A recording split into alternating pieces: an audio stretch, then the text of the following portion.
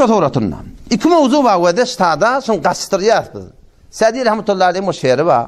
Asayiş-i dogiti tefsiri indu harfes. Ben de şunu okuyalım da. Asayiş-i dogiti tefsiri indu harfes. Badustan muravvet, baduşmanan mudara. Ay mudara etmeli. O da mudara etmeli. Buna hiç gururun yok. Ama mudahanet etmeliler yani. Mudara bilen mudahanetin ken farkı var. Mudara yani mirqatın ben haşiyetini okuyordum. Şunun adısını tapacak olun tafilmen koydum yani. Ağol sırahını mirqatın kaptanını gördüm. Meşkatın şerhin kaptanını. Mudara diyerleri ten ödüne de geldi. Ödüne tev geldi. Şahsı ödüne. Tamamına tane uruyarlar, kep uruyarlar. Şahsi mesailin malakın falan idet veriyarlar. Emin mahvet diyarlar. Oğluncun uruyarlar, yeni burada et diyarlar. Bunun hakkında hem mahvet diyarlar. Muşkul yok. Badoşmeler mudara. Ama mudahanet diyerlerine, mudahanet diyerleri ten dinine, diyanatına deyip dururlar. Ten alparen sürünün alparen deyip dururlar. Huday taraftan da ten hakkında, ola dinin hakkı, şeriatın hakkı. Muhammed Mustafa Aleyhisselam ne kadar hoş ahlakmıştık. Ama vakti dine değilse bir tane bir nefer Müslümanın elin kesmeye otururlar. Elin kesmeye tamam oğurluğu sahip otur, elin kesmeye otururlar.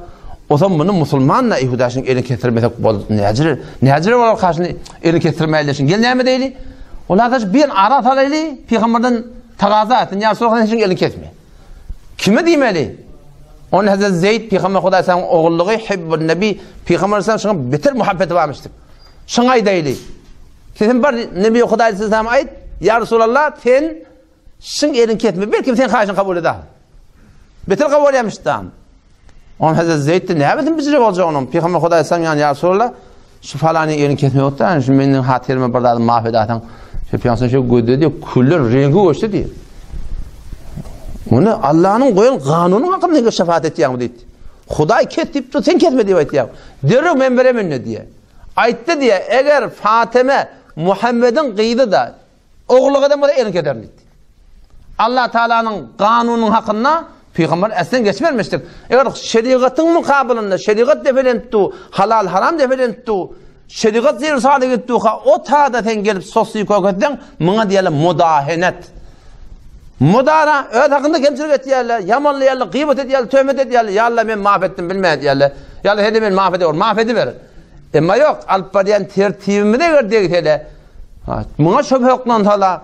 Mun çarçuğun marahim, eğer varahim, darın dirini talacak bol hala, bu taada gödeşip durmaklık, bir sen hakkında, men hakkımda, bir şeriatın hakkı. Sen öyle hakkından geçmeye necadan var, şeriatın hakkından geçmeye necadan yok, hiç vakta da.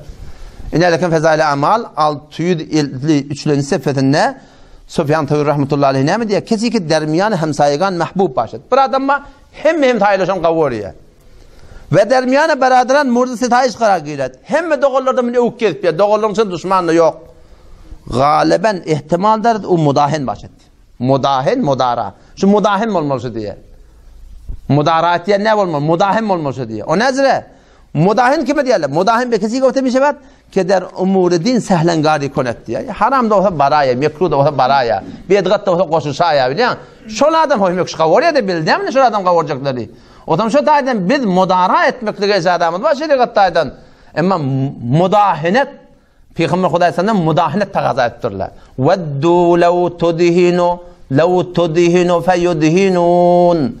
Veddu kafirler kavuryalar Resul Kuda lev tudhinu eğerten mudahinet ettik. Sen de biraz sosyu koyun. Ay kade bulan da botlarını en atan basın he. Feyudhinun. Ola da mudahinet edecekler. Kavatta bar Allah tanımayacak ola da. O da diyor zahini sana hak diyecek. Sen de kade onları hak diyecek koyun deyip de. Allah Teala icazet vermiyor şeyle burada Müslüman doğan. O zaman şu taydan şuna beter haberdar olmak gerek.